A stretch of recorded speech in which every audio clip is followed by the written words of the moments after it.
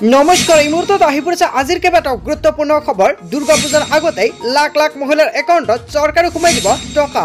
আত্মহত্যা প্ৰতিজন মহিলাৰ বাবে এটা ফল খবৰ। আত্মহত্যা মহিলাৰ একাউণ্টত চৰকাৰে কেতিয়া সোমাই দিব 10,000 কোটি টকা। লগতে অসমত নতুনকৈ যিসকল ব্যক্তিয়ে PM কিষাণ আবেদন কৰিছিলে সেইসকল ব্যক্তিৰ বাবে এটা গুৰুত্বপূৰ্ণ আপডেট প্ৰকাশ পাইছে, কিয়নো প্ৰতিজন PM কিষাণ হিতাধিকাৰীৰ একাউণ্টত চৰকাৰে সোমাই দিব 2,000 কোটি টকা। কোনে কোনে টকা লাভ কৰিব সম্পূৰ্ণকৈ জানি লওক, কিয়নো 5 অক্টোবৰত লাখ লাখ কৃষকৰ একাউণ্টত চৰকাৰে সোমাই দিব PM কিষাণৰ 2ৰ পৰা 4,000 কোটি টকা।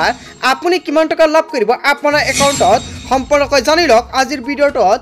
লগতে কেইবাটাও গুৰুত্বপূৰ্ণ খবৰ যুগুত কৰা হৈছে আজিৰ দিনটোত। গোটেই অসম তথা ভাৰতৰ বিভিন্ন প্ৰান্তৰ পৰা যুগুত হৈছে কেইবাটাও ডাঙৰ খবৰ। এনেবোৰ খবৰ নিতৌ পাই থাকিবলৈ চেনেলটি ছাবস্ক্ৰাইব কৰি ভিডিঅ'টো এটা লাইক কৰিবলৈ নাপাহৰিব। আজিৰ আমাৰ প্ৰথমটো খুব গুৰুত্বপূৰ্ণ খবৰ হৈছে অসমবাসীৰ বাবে এখন ডাঙৰ খবৰ। আত্মহত্যাৰ এখন ডাঙৰ আপডেট প্ৰকাশ পাইছে। SHGৰ প্ৰতিজন সদস্যৰ একাউণ্টত চৰকাৰে প্ৰদান কৰিব 10,000 কোটি টকা। 6 প্ৰকাৰৰ মহিলাই নাপাব আত্মহত্যাত 10,000 কোটি টকা। কিছুমান চৰ্ত বান্ধি দিছে চৰকাৰে। কোন কোন মহিলাৰ একাউণ্টত 10,000 কোটি টকা নাপাব সম্পূৰ্ণকৈ জানি লওক। যদি কোনোৱাই চৰকাৰৰ নিয়ম অনুযায়ী কাম নকৰে তেন্তে ঘূৰাই দিব লাগিব আত্মহত্যাৰ 10,000 টকা।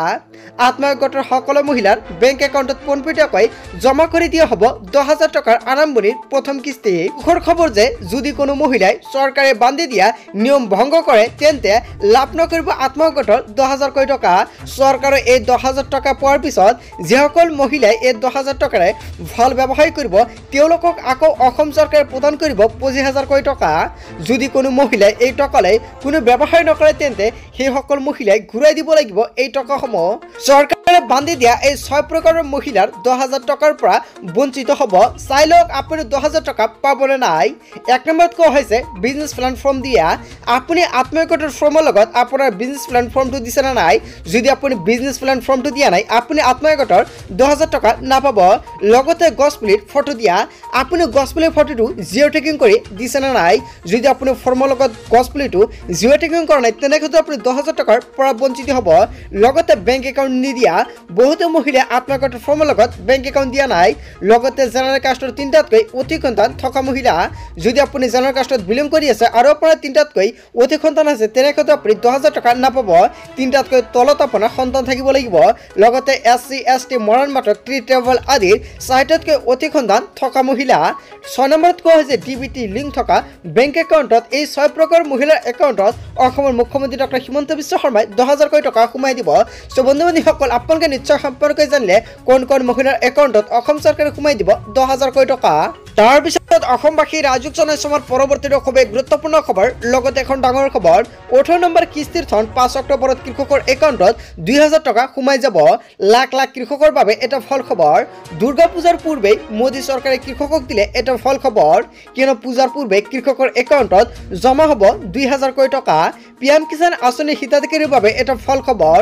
কৃষকে অতি সোনকালেই লাভ কৰিব PM কিষাণৰ 18 নম্বৰ কিস্তিৰ টকা। 18 নম্বৰ কিস্তিৰ ধন মুকলি কৰিব অতি শীঘ্ৰেই আৰু 18 নম্বৰ কিস্তিৰ টকাৰ সম্পূৰ্ণকৈ তাৰিখটো মুকলি কৰিছে চৰকাৰে। 18 নম্বৰ কিস্তিৰ ধন মুকলিৰ তাৰিখ ঘোষণা কৰিলে চৰকাৰে।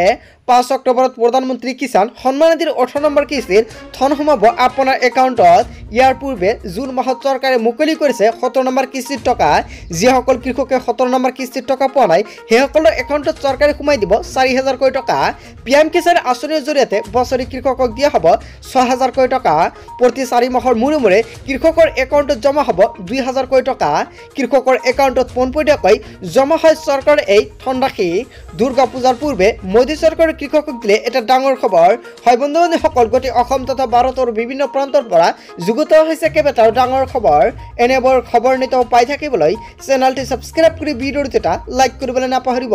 So thank you for watching full video.